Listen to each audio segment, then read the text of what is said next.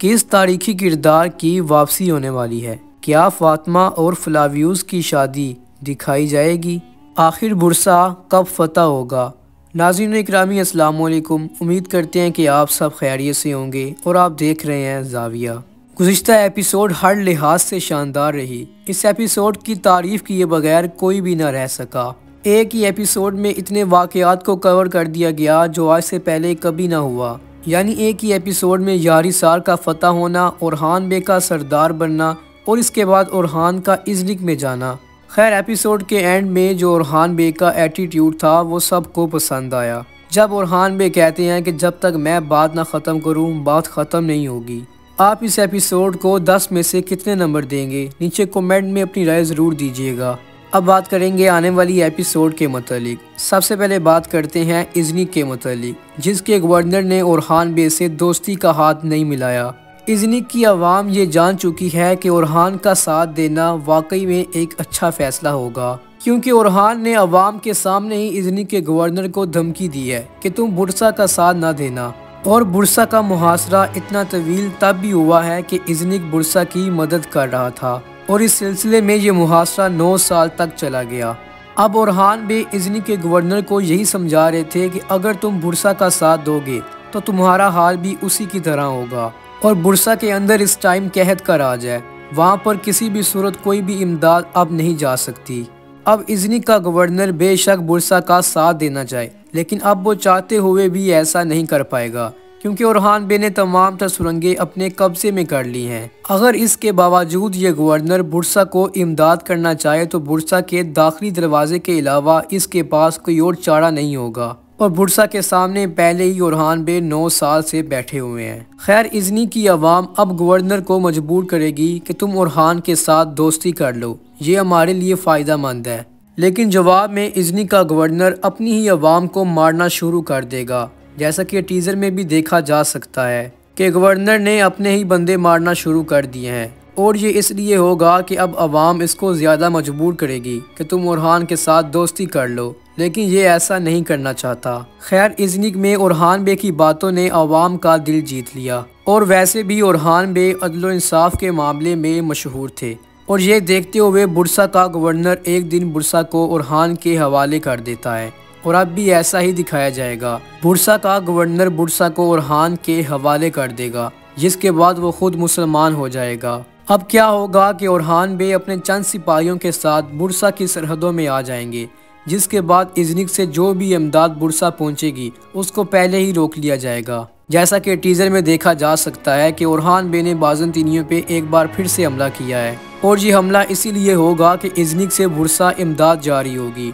ओरहान बे उसे पकड़ लेंगे।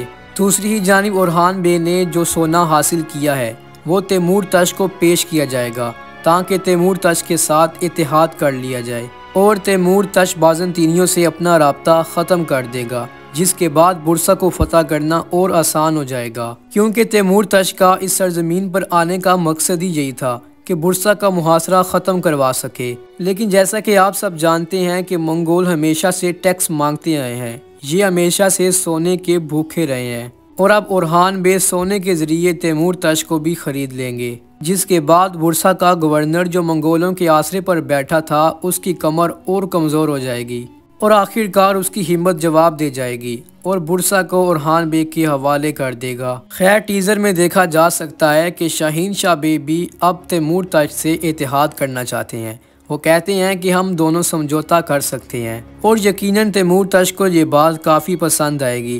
पहले भी ओरहान बे के कबीले में काफ़ी जासूस मौजूद हैं, लेकिन शाहीन शाह जो ओरहान बे के बहुत करीब हैं, यानी एक सरदार है, तो वो ओरहान बे की एक एक बात तैमूर तश को बता सकते हैं और तैमूर तश भी ये चाहेगा, क्योंकि ये इसके लिए काफ़ी फ़ायदेमंद साबित हो सकते हैं। अब अगर शाहीन शाह बे वाकई में समझौता करते हैं तो उनका सर भी ओरहान बे के हाथों ही कलम होगा।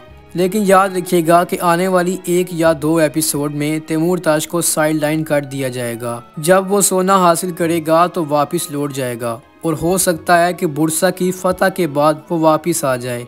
टीज़र के आखिर में ओरहान बे जंगल में अकेले खड़े होते हैं और चिल्ला रहे होते हैं और कहते हैं कि कौन हो तुम, सामने आओ।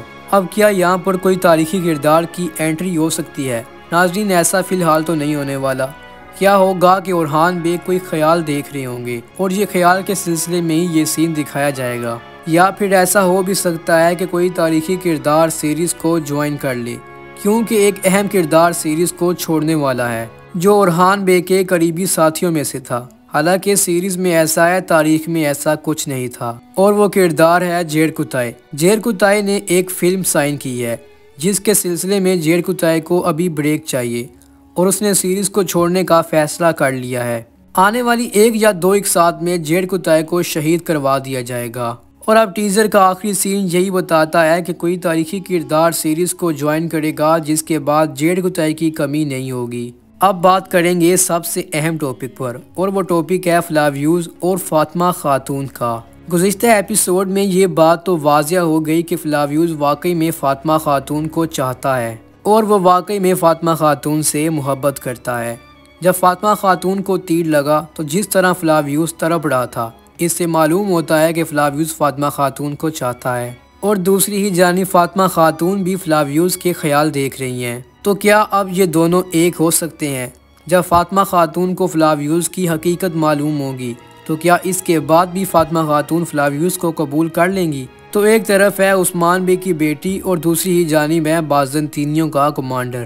तारीख में बताया जाता है कि जब ओरहान बे बुरसा को फतह कर रहे थे तो इसी दौरान कई बाज़ंतीनी कमांडरों ने भी इस्लाम कबूल किया। अब ऐसा हो भी सकता है कि फ्लाव्यूज इस्लाम कबूल कर ले, जिसके बाद उसकी शादी फातिमा से करवाई जा सकती है। और दूसरी जानिब जैसा कि आप सबको बताया था कि फ्लाव्यूज कारा खलील का बेटा निकलेगा। अगर ऐसा होता है तो फ्लाव्यूज की शादी फातिमा से हो सकती है। जैसा कि आप सब ने देखा होगा कि गुज़िश्ता एपिसोड में एक बार फिर से कारा खलील के बेटे का जिक्र हुआ, यानी कारा खलील के बेटे का जिक्र और फ्लाव्यूज का अपने बाप के कातिल का बदला लेना, ये आपस में कोई ताल्लुकात तो रखते हैं। और हमारे ख्याल में ऐसा ही होगा, फ्लाव्यूज कारा खलील का बेटा निकलेगा। खैर, आप इस सब के बारे क्या कहते हैं? क्या फ्लाव्यूज की शादी फातिमा से हो पाएगी या फिर नहीं? नीचे कमेंट में अपनी राय जरूर दीजिएगा। जब से अब्दुर्रहमान गाजी की सीरीज में एंट्री हुई है तो तुर्कत आल्ब की कमी महसूस नहीं हो रही, क्योंकि अब्दुर्रहमान गाजी इतनी महारत से कुल्हाड़ा चला रहे हैं कि उनको देखकर तुर्कत की याद आती है। फैंस का भी यही सवाल है कि तारीखी किरदारों की आमद शुरू है तो क्या तुर्कत की भी आमद होगी? लेकिन आप सबके लिए अच्छी खबर नहीं है कि अब तुर्कत की सीरीज़ में वापसी नहीं होने वाली। जी हाँ नाजरीन, अब तुर्कत सीरीज़ में वापस नहीं आएगा। अगर बात करें राबिया बाला खातून को सीरीज़ में क्यों नहीं दिखाया जा रहा, तो जो इस टाइम सीरीज़ में दौर दिखाया जा रहा है वो 1326 का है और राबिया बाला खातून की वफ़ात 1324 में हुई थी, यानी बाला खातून को फोत हुए भी 2 साल बीत चुके हैं। अब जिसका ये मतलब है कि राबिया बाला खातून सीरीज में नहीं आने वाली। अगर बात करें बुरसा की फतह के मुतालिक तो बुरसा अनकरीब फतह हो जाएगा, यानी 4 से 5 एपिसोड तक बुरसा की फतह दिखा दी जाएगी। लेकिन बोजदाक के बारे भी कुछ नहीं कहा जा सकता, वह बुरसा की फतह को सीरीज के आखिर तक भी लेकर जा सकता है और इससे पहले वो कारा खलील और फ्लाव्यूज की कहानी को भी चला सकता है, जिस तरह कुर्दिश उस्मान में हलीमा की कहानी को चलाया गया। नाज़रीन, ये थी हमारी आज की वीडियो। गुज़िश्ता एपिसोड में आप सबका फेवरेट सीन कौन सा था, नीचे कमेंट में ज़रूर बताइएगा। अब तक के लिए इतना ही। अपना बहुत सा ख्याल रखिएगा, हमें दुआओं में याद रखिएगा। मिलते हैं अगली वीडियो में। अल्लाह हाफिज़।